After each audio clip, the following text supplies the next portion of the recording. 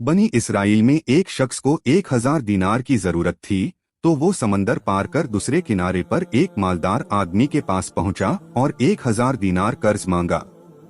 तो मालदार आदमी ने कहा, मैं आपको पैसा तो दे दूंगा, लेकिन गवाह कौन है? गवाह तो लेकर आओ। जिस पर वो शख्स कहने लगा, मेरे और तुम्हारे बीच अल्लाह गवाह है और वही काफी है। मालदार आदमी ने कहा, अच्छा ठीक है, लेकिन इसकी जिम्मेदारी कौन लेगा? कोई जिम्मेदार तो लेकर आओ, ताकि अगर तुम ये पैसे वापस न करो तो मैं उससे वसूल करूं। उस शख्स ने फिर कहा, मेरे और तुम्हारे बीच अल्लाह जिम्मेदार है और अल्लाह ही काफी है और वही इसकी जिम्मेदारी लेगा।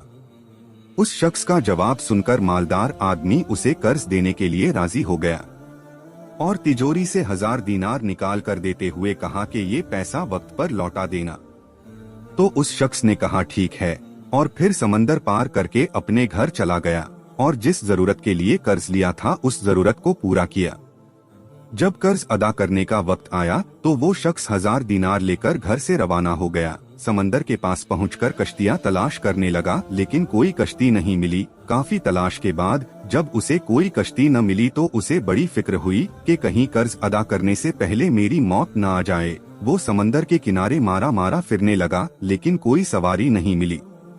आखिरकार मजबूर होकर उसने एक लकड़ी उठाया और उसमें सुराख किया और उस सुराख में 1000 दीनार और एक पर्ची रख दी, जिसमें उसने लिखा था कि ऐ समंदर, मेरा कर्जा अदा करने में तू ही रुकावट बन रहा है, इसलिए मैं अपना कर्जा तेरे हवाले करता हूँ, अब तू ही जिम्मेदार है।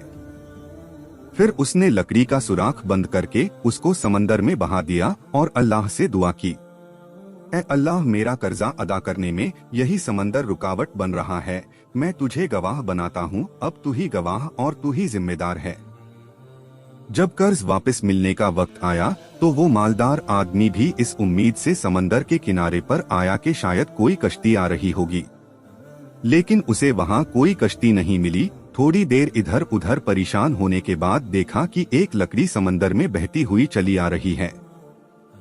जब वो लकड़ी किनारे पर आ गई तो उसने इस नियत से उस लकड़ी को उठा लिया कि शायद किसी काम आ जाएगी, लेकिन जब घर ले जाकर उस लकड़ी को चीरा तो उसे अंदर से 1000 दीनार और वो पर्ची मिली। मालदार आदमी उस पर्ची को पढ़कर हैरत में पड़ गया। इधर कर्ज लेने वाले शख्स ने कुछ दिनों बाद और 1000 दीनार का इंतजाम किया और मालदार आदमी से मुलाकात के लिए निकल पड़ा। कुछ दिनों के सफर के बाद वो मालदार आदमी के पास पहुंचा और उसे उसका पैसा लौटाना चाहा, लेकिन मालदार आदमी ने पैसा लेने से इनकार कर दिया और कहा कि तुम्हारा पैसा और पर्ची मुझे मिल चुकी है।